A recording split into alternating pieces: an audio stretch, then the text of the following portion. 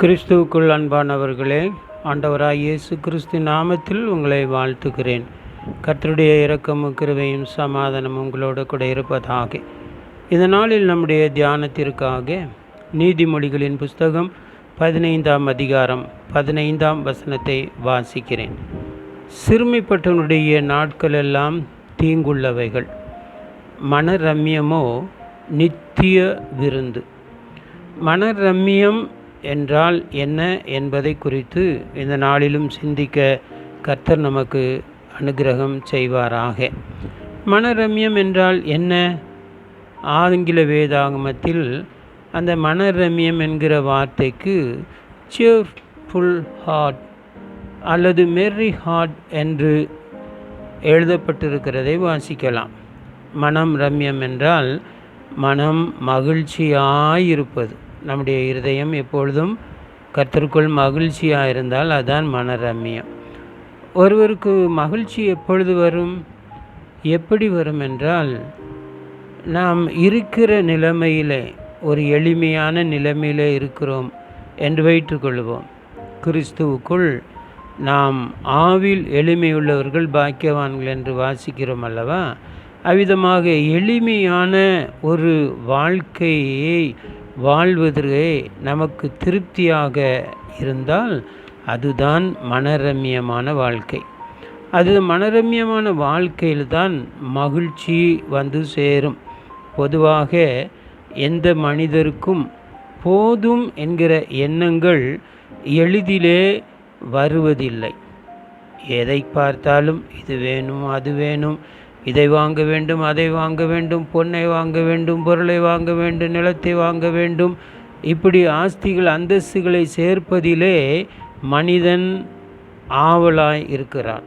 ஆனால் அப்போஸ்தலனாகிய பவுல் இப்படி சொல்லுகிறார். பிலிப்பியர் 4ஆம் அதிகாரம் 11ஆம் வசனத்திலிருந்து 13ஆம் வசனம் வரை வாசித்து பார்ப்போமென்றால், ஏனெனில் நான் எந்த நிலைமையில் இருந்தாலும் மனரம்யமாயிருக்க கற்றுக்கொண்டேன். தாழ்ந்திருக்கவும் எனக்கு தெரியும், வாழ்ந்திருக்கவும் எனக்கு தெரியும். எவ்விடத்திலும் எல்லாவற்றிலும் திருப்தியாயிருக்கவும் பட்டினியாயிருக்கவும் பரிபூர்ணம் அடையவும் குறைவுபடவும் போதிக்கப்பட்டேன். என்னை பலப்படுத்துகிற கிறிஸ்துவினாலே எல்லாவற்றையும் செய்ய எனக்கு பலன் உண்டு என்று சொல்கிறார். இது நமக்கு இதை விவரித்து சொல்ல வேண்டியதில்லை. அவருடைய வாழ்க்கையின் அந்த அனுபவத்தை அவர் சொல்லுகிறார்.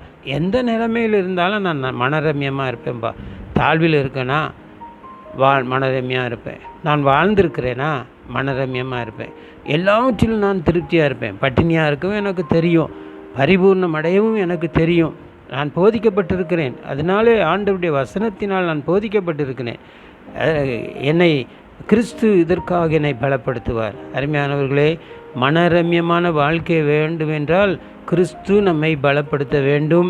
கிறிஸ்துவினுடைய வசனங்களுக்கு நம்மை ஒப்புவித்து அதற்கேற்றபடி வாழ வேண்டும். நீதிமொழிகள் 15ஆம் அதிகாரம் 16, 17ஆம் வசனங்களை வாசிக்கும்போது, சஞ்சலத்தோடு கூடிய அதிக பொருளிலும் கர்த்தரை பற்றும் பயத்தோடு கூடிய கொஞ்ச பொருளே உத்தமம்.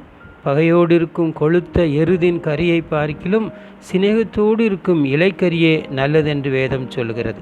நீதிமொழி 11:1 சண்டையோடு கூட வீடு நிறைந்த கொழுமையான பதார்த்தங்களை பார்க்கிலும் அமெரிக்கையோடு சாப்பிடும் வெறும் துணிக்கையே நலம் என்று சொல்கிறது. என்னத்தான் வீடு நிறைய சாப்பாட்டு பொருட்கள் அதெல்லாம் நிறைஞ்சிருந்தாலும் அங்கே சண்டை இருந்திருந்தால் அந்த இதனால் ஒரு நிம்மதி இருக்காது.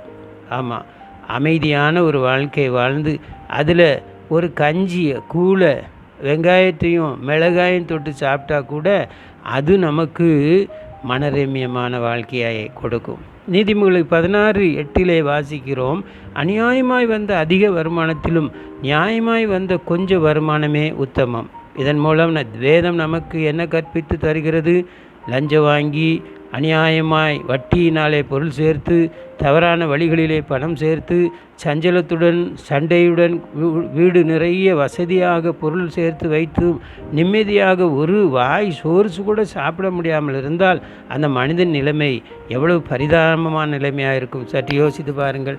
குடிசையிலே வாழ்ந்து மண் சட்டியிலே கஞ்சி குடித்து சந்தோஷமாய் வாழ்வதே மிக சிறந்த மனரம்யமான வாழ்க்கை. லூக்கா 16:20-21 வசனங்களை வாசிக்கும்போது, லாசரு என்னும் பெயர் கொண்ட தரித்திரன் இருந்தான்.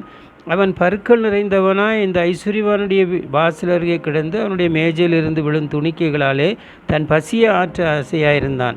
நாய்கள் வந்து அவன் பருக்களை நக்கிற்று. ஐஸ்வர்யவான் ஆடம்பரமாய் சம்பரமாய் வாழ்ந்தும் இயேசு கிறிஸ்து இல்லாத வாழ்வினாலே மகிழ்ச்சி இல்லாத வாழ்க்கை வாழ்ந்து நித்திய நிந்தையான நிறைந்த நரகத்திலே போய் தள்ளப்பட்டான். ஆனால் இந்த ஏழை லாசரு கிறிஸ்துவோடு வாழ்ந்ததால் தரித்திரத்திலும் மனரம்யமாய் வாழ்ந்து நித்திய மகிழ்ச்சி நிறைந்தவனாய் பரலோக வாழ்வை அடைந்தான். பிரியமானவர்களே, நாம் இந்த உலகில் எவ்விதமாக வாழ்கிறோம்? 1 தீமோத்தேயு 6:8 வசனங்களை வாசிக்கும்போது, போதும் என்கிற மனதுடனே கூடிய தேவபக்தியை மிகுந்த ஆதாயம். உலகத்தில் நாம் ஒன்றும் கொண்டு வருவதுமில்லை, இதிலிருந்து நாம் ஒன்று கொண்டு போவதுமில்லை என்பது நிச்சயம்.